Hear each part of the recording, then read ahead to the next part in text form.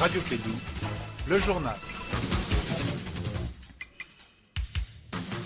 À la date du mercredi 15 avril 2020, le Mali enregistre 148 cas positifs au Covid-19, dont 13 décès et 34 guéris. Vous aurez plus de détails dans cette édition. 2 milliards de francs CFA, telle est la somme mobilisée par les sociétés minières et d'autres entreprises du Mali. Le chef du gouvernement a reçu la dite somme. Le geste rentre dans le cadre de la lutte contre le coronavirus. Et puis, la pandémie a déjà coûté la vie à 878 personnes sur le continent africain. À suivre le tour d'horizon dans ce journal. Bienvenue dans cette édition et présentation à Snadjawara.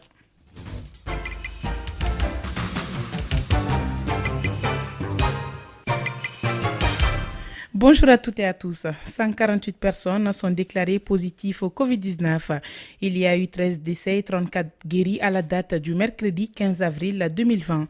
Les autorités sanitaires insistent sur le respect des mesures barrières, le port du masque et moins de mobilité des Bamakois, car c'est la capitale malienne qui est l'épicentre du Covid-19. Les gens se regroupent souvent. On a mis en place des dispositions pour qu'on ne se regroupe pas, pour qu'on ne se regroupe plus comme avant. Les églises sont fermées, mais malgré tout, les mosquées, un grand nombre de mosquées restent encore ouvertes. Bien, sinon, les bars que moi je connais, toutes ces bars sont fermées quand même. J'ai vu que malgré que l'État a décrété cela, de ne pas se regrouper, mais aujourd'hui, je peux constater que même les dimanches, il y a toujours les mariages qui se font dans les quartiers et on ne peut pas compter le nombre. C'est toujours comme d'habitude. Les gens n'ont pas pris conscience à la situation qui se passe aujourd'hui. Comme on a su bien dit, au Mali ici, les gens ne font pas confiance à l'autorité. Il faut qu'ils essaient de bien gérer vraiment ces fonds-là. Vraiment, parce que sinon l'argent quand même que le président a déclaré, je pense que c'est 500 milliards. Voilà, 500 milliards de nos francs. Et je crois que ce n'est pas suffisant pour vraiment aider à 100% les Maliens dans cette situation-là. Mais ça peut faire quelque chose si on essaie de bien gérer. À l'instant, l'avis de quelques Bamakois sur la maladie à coronavirus.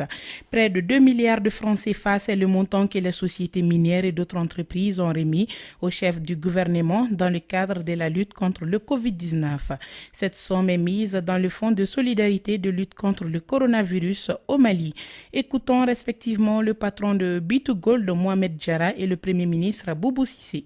C'est symbolique, mais c'est surtout pouvoir aider le gouvernement du Mali à battre cette pandémie. C'est un sentiment patriotique et citoyen. Nous pensons que c'est quelque chose de très important qui pourra aider le gouvernement. C'est très important que nous puissions être ensemble dans ces moments difficiles. On n'a pas souhaité ramener les équipements au hasard. On a vraiment sollicité d'avoir une liste de la part du gouvernement afin de savoir quels sont les équipements dont le gouvernement a besoin. Donc dès qu'on recevra cette liste, on pourra acheminer les équipements. C'est une marque de solidarité que nous apprécions, que nous saluons. Je souhaiterais remercier toutes les sociétés minières qui y ont contribué. Les mesures qui ont été prises de restriction par le gouvernement affectent aussi votre secteur, le secteur minier, mais dans la mesure du possible, nous essayons de faire en sorte que cela ne perturbe pas trop vos activités, que ce soit en termes de fourniture d'intrants pour vos sites, que ce soit en termes d'exportation de l'or en dehors du Mali. Les dispositions sont prises et continueront à être prises pour que les mesures vous impactent le moins possible.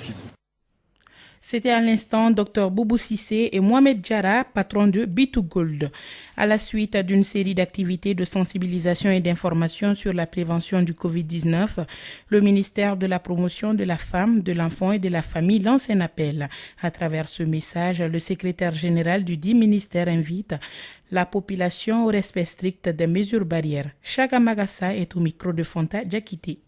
Il s'agit des femmes, des enfants. En un mot, il s'agit de la famille. C'est un message qui porte sur le respect des gestes barrières, l'observation des mesures gouvernementales.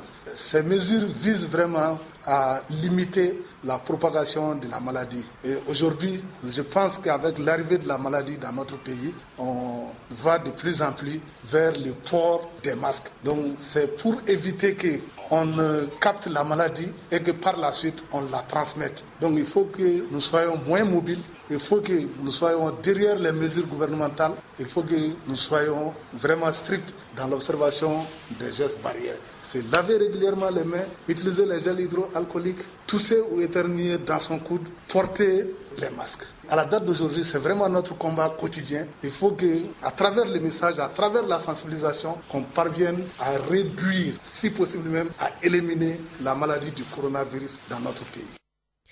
C'était à l'instant Chaga Magassa, secrétaire général du ministère de la Promotion de la Femme, de l'Enfant et de la Famille. Lors de cette déclaration, la conseillère technique chargée de la promotion du genre a donné des conseils pratiques aux femmes, surtout par rapport aux cérémonies comme les tontines, les mariages et les baptêmes. Yiriba Keita, conseillère technique au ministère de la Promotion de la Femme, de l'Enfant et de la Famille.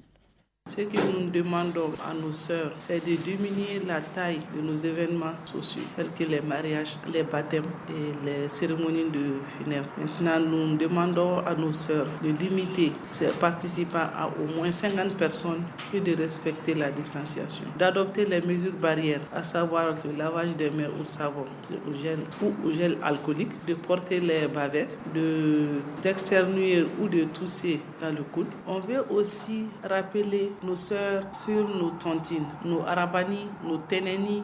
On veut que les femmes envoient les cotisations par Orange Money ou par Mobicash, que les rassemblements de ces tontines ne dépassent pas au moins les personnes peut-être qui doivent rassembler les fonds ou bien la personne qui doit bénéficier de la tontine. Parce que tout le monde sait aujourd'hui que cette pandémie est une réalité. Les gens qui disent que ce n'est pas vrai, que ça n'existe pas au Mali, ces gens se trompent. À l'instant, Yiriba Keita, conseillère technique au ministère de la Promotion de la Femme, de l'Enfant et de la Famille.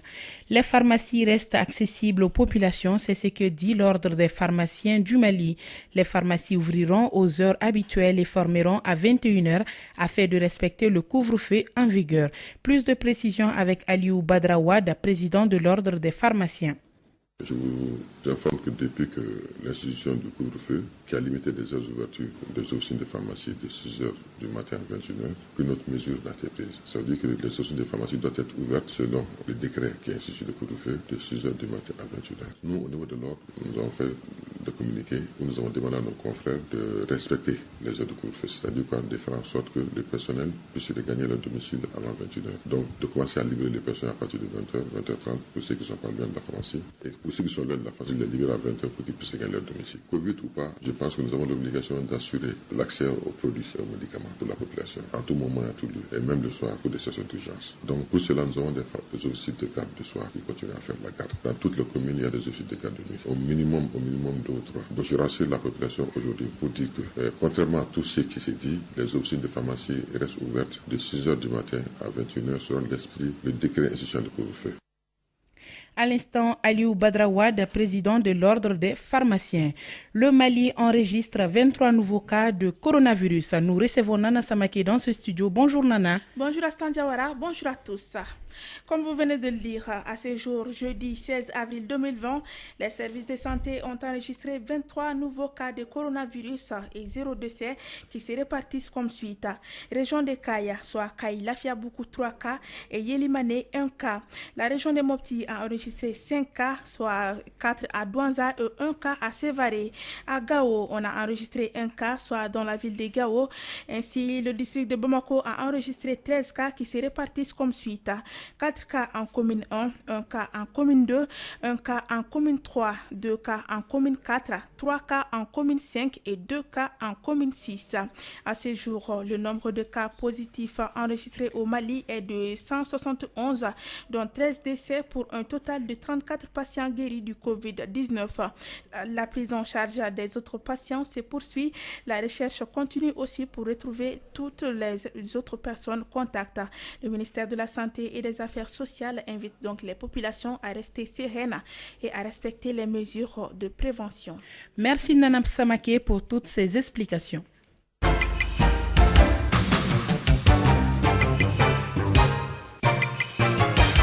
Comme je vous le disais dans les titres, actualité internationale à présent, l'Afrique comptait ce mercredi 15 avril, 16 640 cas confirmés de coronavirus. Le Covid-19 a déjà coûté la vie à 878 personnes sur le continent, selon le Centre pour la prévention et le contrôle des maladies de l'Union africaine.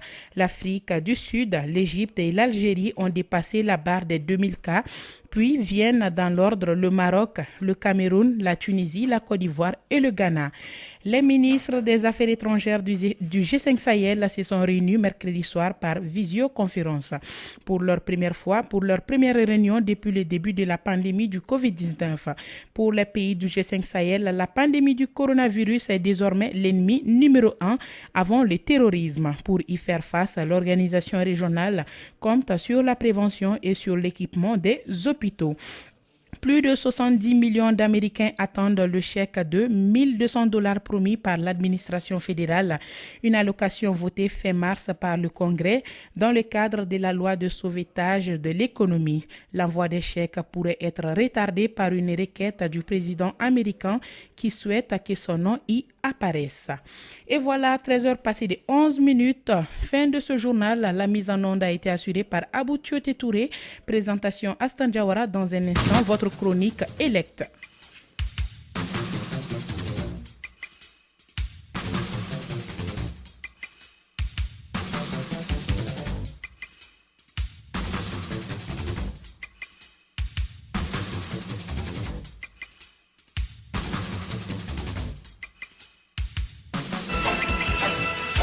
Radio Clédou, le journal. Aujourd'hui, 16 avril 2020, Elect est en direct avec nous. Découvrons ensemble ce qu'elle a pour nous. Bonjour Elect. Bonjour Hassan, bonjour à tous et à toutes. Alors, quoi de neuf? On parle de la tenue du deuxième tour des élections législatives et les risques de propagation et de contamination de la maladie à coronavirus. Hassan. Et qu'est-ce qu'on doit savoir à propos de la tenue du deuxième tour des élections législatives et les risques de propagation et de contamination de la maladie? Il faut savoir qu'on peut aller voter sans bien sûr attraper le Covid-19. Comment ça, Elect? Explique-nous davantage parce que le coronavirus est une maladie dont la contamination est très rapide. Et comment peut-on voter sans attraper la maladie alors que les lieux de vote sont un endroit où plusieurs personnes se rencontrent? Effectivement, Hassan, ce qu'il doit savoir et faire tout électeur avant d'aller voter ce 19 avril 2020 est de, depuis votre domicile, peut porter un masque. Une fois devant votre centre de vote, lavez-vous soigneusement les mains au savon. Les unités de lavage sont prévues à l'entrée de chaque centre de vote. Lorsque vous êtes en face de votre bureau de vote dans la file d'attente, respectez la distance d'1 à 2 mètres entre vous et les autres électeurs. Une fois à l'intérieur du bureau, utilisez le gel hydroalcoolique, chose également prévue dans les bureaux de vote pour ce deuxième tour. Et alors, après avoir fini de voter, Elect? Après avoir fini de voter, lavez vos mains avec de l'eau et du savon encore une fois de plus avant de quitter votre centre de vote. Également, pendant tout le processus, ne touchez à aucun objet non nécessaire dans la procédure de vote. Alors là, Elect, un grand devoir de citoyenneté, il faut le dire. Et oui, en acceptant d'aller voter dans ces conditions de crise sanitaire et en respectant ces mesures barrières de protection, bien sûr, eh bien, sachez que le vote de dimanche prochain signifie d'accomplir un double acte citoyen qui est de vous avez voté et vous vous êtes protégé et vous avez protégé votre communauté en respectant les gestes barrières. Et voilà, Elect, merci beaucoup et bonne journée. Merci, bonne journée. Ici, Radio Clédou, c'est tout un monde entre vos oreilles.